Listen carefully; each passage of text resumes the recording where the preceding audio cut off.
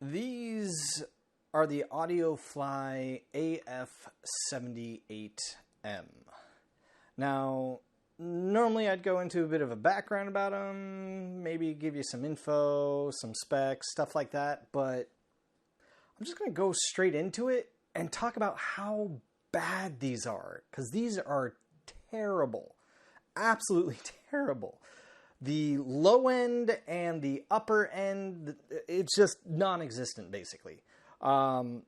Nirvana, heart-shaped boxes, perfect song to test this on.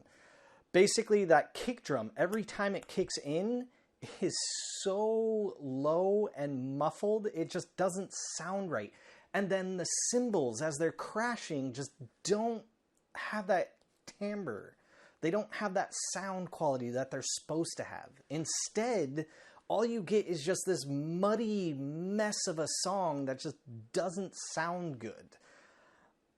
I was actually able to tell this the first time I actually wore these. Now, every time I have IEMs, I go out for a walk. Walk around the block, it's a few miles, and I'll put them in and I'll listen to them. I always have the Dragonfly Red. That's how I power them up, because honestly my Galaxy S8, the amp and the DAC in that is pretty terrible. So I just use the Dragonfly Red. I know that's a bit overkill for IEMs. They don't actually need that. They don't need the power. But I found a lot of times on the S8, things didn't quite sound right, so that's why I use the Dragonfly Red. But the moment I put these in, it was the first song. Like I said, Nirvana. Heart-shaped boxes. The very first song I heard, immediately I knew something was off. To the point where I didn't even finish the walk. I immediately turned back around, came back home, and had to hook up my other headphones, my other IEMs, and listen to that song.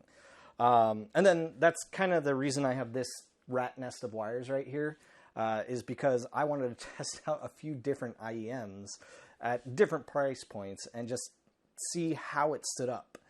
I started listening to a bunch of other songs, but I just couldn't let go of the fact that that low end, the high end, they just weren't there. And when they were there, it was either extremely muddy or no crispness, no texture. The mid-range, I will say, is actually pretty good. However, as far as the mid-range is concerned, there's not much that I could tell really plays the mid-range. I guess pop music is about the only thing that you would listen to.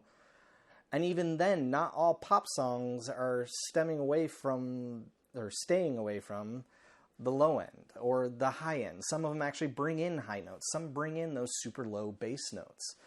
So unfortunately with this, the AF78M, it's just going to be kind of muddy when you're listening to it. Now, if you're listening to rock at all, it's just horrible. It is absolutely horrible. Grunge, Nirvana, for instance, I already mentioned this multiple times, it just doesn't sound right. Something about it is off. Everything about it is off.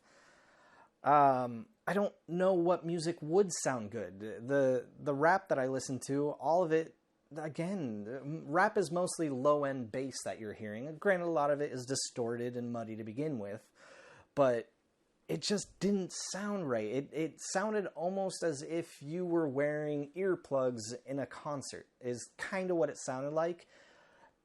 Everything was just muffled a bit. Not even maybe earplugs with earmuffs on is what it sounds like. That's the best way I can put the sound of this, but all the mid-range seems to pierce right through that and comes in crystal clear.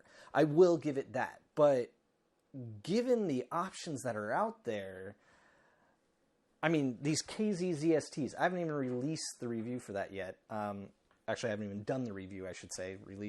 I've written down what I want to say, but I haven't done the review yet. Those things I got for $15 versus the $78 that I spent on the Audioflies. The KZs kick its butt, just blow it out of the water. There's no point in getting these Audioflies. I don't understand it. I've heard a lot about the company. I've heard a lot of great things. People are like, oh yeah, these are great. Oh yeah, you should try them. So I decided to try them. I paid $78 a year ago for them. Now you can find them for $50 on Amazon. And I see why. especially with the Tin T2s, another IEM, which I didn't even bother bringing out here because immediately I knew once I had these, I was like, yeah, I don't really need to compare it. Now, you say that, and then immediately I have $160 IEMs and $250 IEMs up here, but that's beside the point. I just wanted to kind of test Soundstage. I wanted to test imaging. I wanted to compare it to a few different things. But then I just didn't feel the need to compare it when it's so bad at everything else. I just don't understand why you would ever buy this. Do not buy this. This set of Audioflies, this AF78, is not a good set. Maybe some of their other stuff is good, but as far as I'm concerned, the AF78 is a hard pass. Don't buy it. Move on. Buy something else. Buy something cheap. Buy the KZ ZSTs. Or if you want to spend a bit more and get way more bang for the buck, the Tin T2s. That's it. That's all I have to say about this. Hopefully you learned something from this. Hopefully you stayed away from these. And if you already got them, sorry, you probably came here wondering why they sounded so bad and kind of wanted to get more info. They're just bad. Anyways, peace out.